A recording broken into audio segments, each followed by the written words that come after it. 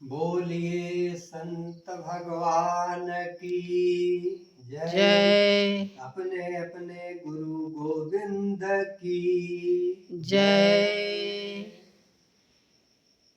आइए, एक पद है, थोड़ा सा उस पर विचार कर लें।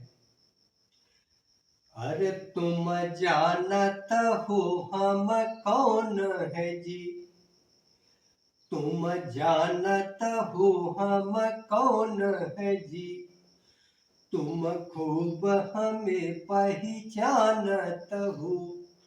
अरे हम बिना तुम्हें कौन कहे, इस भेद को क्या तुम जानत हो। अरे हम नहीं खैर तुम ही सही, पर बीच में हमें क्यों सानत हो। अरे कहीं कबीर तुम हम ही में आई के, पैठी के ज्ञान विचारत हो। आइए थोड़ा संक्षेप में इसका भाव देख लीजिए। सदगुरु कबीर साहब 52 वर्ण स्वर व्यंजन संयुक्त मंत्र एवं शब्द जो है इनसे प्रश्न करते हैं। कैसे क्या प्रश्न करते हैं ये देखिए। 52 वर्णों से, इन शब्द मंत्रों से सदगुरु कबीर साहब पूछते हैं कि तुम जानत हो हम कौन है जी। सदगुरु कबीर साहब कहते हैं, ऐ 52 वर्ण, ऐ शब्द मंत्र, क्या तुम जानते हो कि तुम कौन हो? क्या तुम जानते हो तुम कौन हो? और मुझ चेतन आत्मा को क्या भली प्रकार पहचानते हो? क्या चेतन आत्मा को जानते हो? ये प्रश्न कर रहे हैं।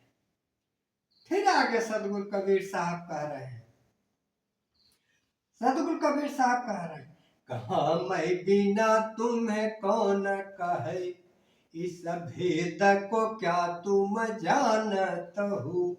सदगुरु कबीर साहब कहते हैं कि ऐ वर्ण, ऐ शब्द, ऐ मंत्र, क्या तुम मुझ चेतन आत्मा की पहचान कर पाते हो?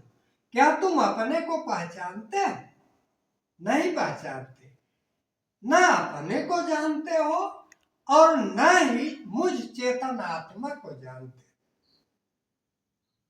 क्योंकि ये आत्मा की कृति है, ये आत्मा का उच्चारण है, उच्चारक तो आत्मा है। आगे देखिए, सदगुरु कबीर साहब कह रहे हैं कि इस रहस्य को, इस भेद को, इस मर्म को क्या जानते हैं?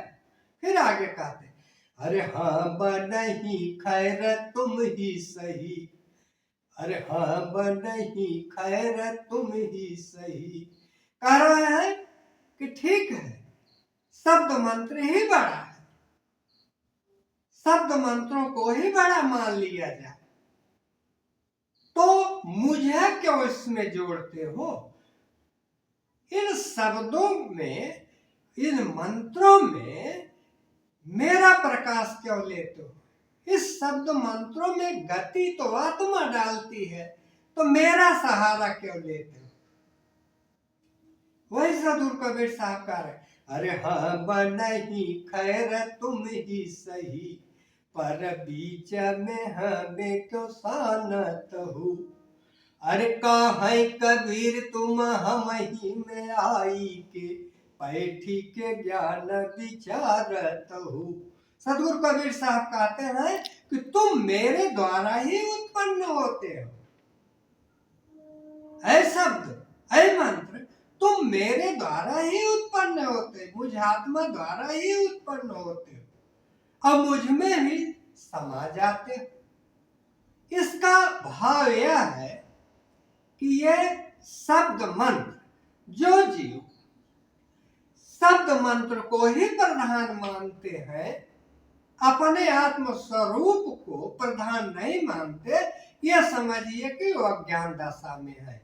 इससे सदगुरु की ही कृपा जब होती है तब इन शब्द मंत्रों से ऊपर उठकर उच्चारण को नहीं उच्चारक का ज्ञान होता है और सदगुरु कबीर साहब के स्वरूप का भी परिचय होता है। बोलिए संत भगवान की जय।